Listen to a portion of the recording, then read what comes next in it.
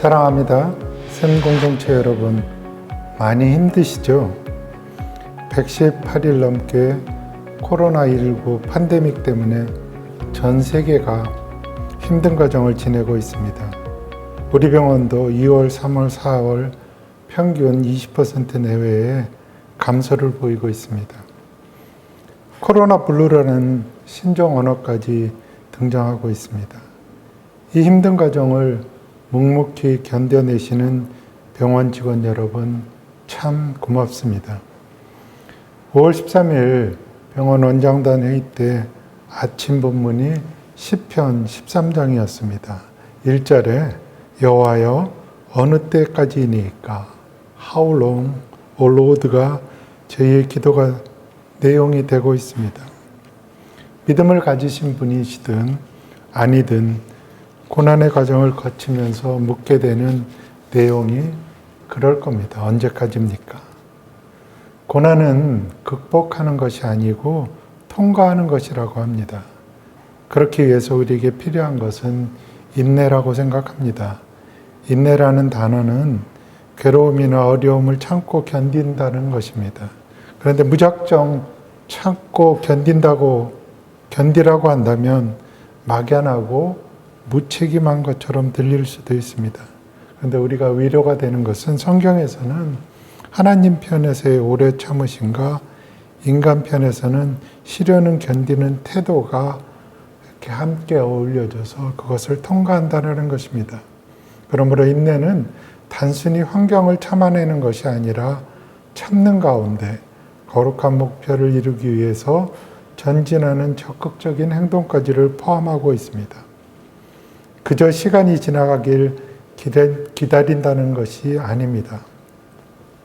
오늘 코로나 팬데믹의 고난을 지나면서 수도 없이 많은 것들이 드러나고 있습니다. 혹자는 코로나 이전과 코로나 이후를 역사적으로 시간적으로 나눠서 생각해야 된다고들 합니다.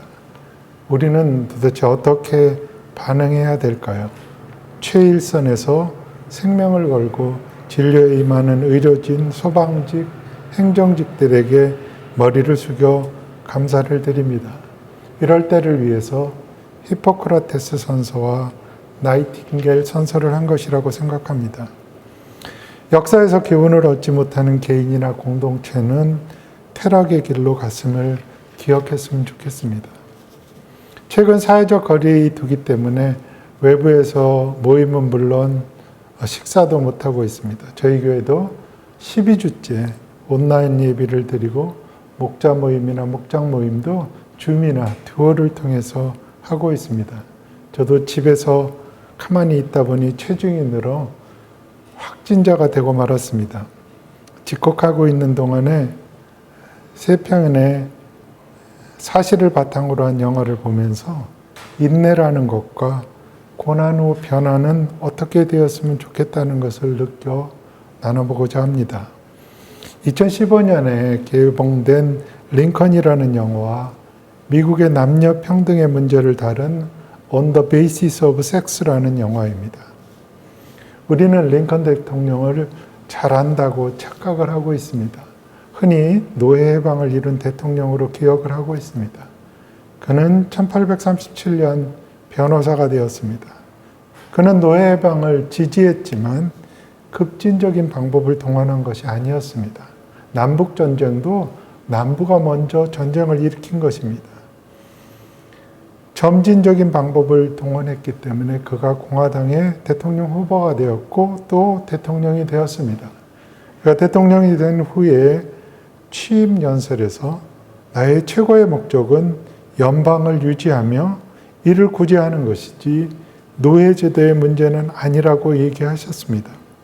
그의 목적은 여러 세력을 조정하여 노예 해방을 점진적으로 단행하는 것이었습니다. 처음 노예 해방을 선언한 것도 그가 대통령이 당선된 후 2년 후에 그 유명한 게티스버그 전투에서 노예 해방 선언을 했고 또 전쟁 중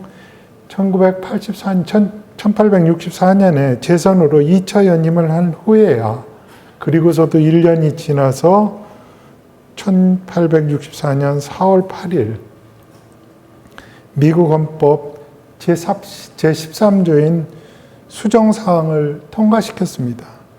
노예제도를 폐지하고 범죄자를 제외하고는 비자발적인 예속을 금지시킨 이 수정헌법을 통과하기 위해서 그는 참 여러 사람들과 오랜 시간 타협을 하고 설득을 해가는 과정이 영화 속에 길어져 있습니다. 성경적인 인내를 배우게 됩니다. 타협의 과정 중에서 같은 민주당조차도 또 그를 보좌하는 국무장관조차도 반대할 때 링컨이 이렇게 설득하는 장면이 기억이 납니다. 그는 변호사가 되기 전에 여러 직업을 가졌는데 기사로 일할 때 이런 얘기를 했습니다. 나침판은 또 측량계는 항상 정복을 가리킵니다. 우리가 옳은 길로 가고자 할 때도 그것이 옳은 길인지는 알려주지만 그곳에 웅덩이가 있는지 계곡과 방해물이 있는지는 가르쳐주지 않습니다. 그곳에 도달하려면 우리는 인내하고 수고하면서 가야 되는 것입니다. 두 번째 영화는 실화를 바탕한 것이었습니다. 현재 미국의 여성 대법관으로 있는 루스 베이더 긴즈버그의 이야기입니다. 남녀차별이 당연시되었던 1950년 그녀는 하버드 대학을 수석으로 졸업했습니다. 로스쿨을. 그 당시 대학원생은 여자는 2%밖에 안 됐습니다. 변호사로 취직을 하려고 했으나 수도 없이 많은 곳에서 여자라는 이유로 거절을 당하고 하는 수 없이 법대 교수로 취직을 합니다. 그러다가 1970년에 한 사건을 맡게 되는데 이것은 뭐냐면은 늙은 부모를 둔 독신의 남자가 어머니를 도우고 난 후에 그 요양보호비를 반환해달라고 신청한 것이 국세청에서 거절당한 사건이었습니다. 이것은 남녀차별의 기본적인 생각 때문에 그랬습니다. 돌봄은 여자가 해야지 어떻게 남자가 하느냐 하는 문제였습니다. 이 사건을 수임한 긴즈버그는 연방순회법원, 대법원 재판에서 차례로 승소하고 그 뒤에 계속 약자의 편에 서 있습니다. 미국 내 당연시되었던 남녀차별법을 하나씩 바꾸는 계기가 되었습니다. 1970년까지 미국 내에서 남녀차별은 당연한 것으로 느껴졌습니다. 왜냐하면 남자는 일을 하고 여자는 살림을 해야 된다는 것이었습니다.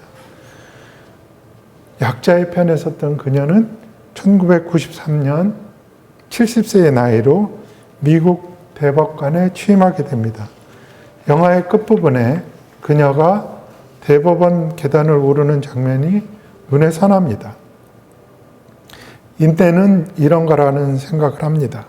마지막 영화는 퇴임 후에 자신의 자서전인 Becoming이라는 자서전을 쓴 전직 퍼스트 레이디인 미셸 오바마의 얘기입니다.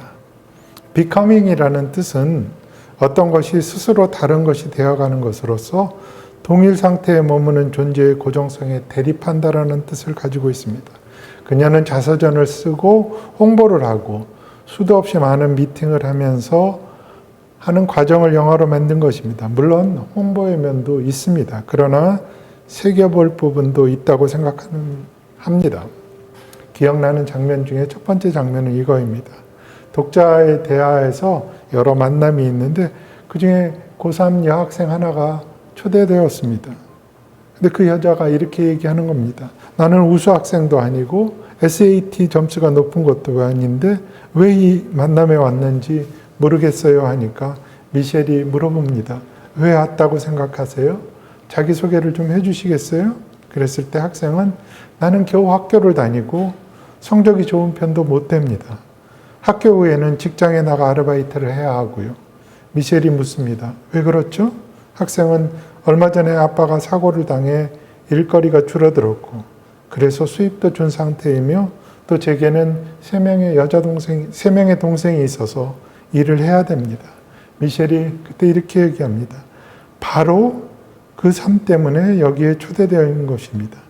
비커밍이라는 것은 그런 일상적인 삶을 잘 살아가는 이에게 필요한 단어이기 때문에 그렇습니다. 또 다른 미팅에서 어떤 노부인이 묻습니다. 여사님, 퍼스트 레이디로서 8년간 살다가 어떻게 다시 평범한 일상으로 돌아가세요? 했을 때 미셸이 답합니다. 평범한 일상으로 돌아가는 것이 아니고 저는 새로운 삶을 살아가는 것입니다. 영화의 마지막에서 이렇게 얘기합니다. 평범한 삶을 잘 살아가려면 우리 모두 우리의 연약함을 서로에게 이해하고 공동체에 의존했으면 좋겠습니다. 라고 말합니다. 그렇습니다. 우리에게 코로나 고난은 전대미문의 어려움입니다. 아직도 그 소용돌이에서 벗어난 것은 아니죠. 인내를 하기 위해서는 깨어 있어야 하고 시간이 필요하며 무엇보다도 자신의 약점을 인정하고 공동체를 소중히 여겼으면 좋겠습니다. 우리 스스로가 다른 것이 되어가는 비커밍의 계기가 되었으면 좋겠습니다. 힘든 내 옆에 동료를 돌아보고 기다려주고 함께 이 힘든 시간을 지나가길 소원합니다. 한번 옆에 동료의 등을 두드려 주시고 참 수고했다고 말해 주시길 바랍니다. 함께 이 힘든 시간을 이겨내길 바랍니다. 샘 공동체 여러분, 정말 수고하고 계십니다. 감사합니다.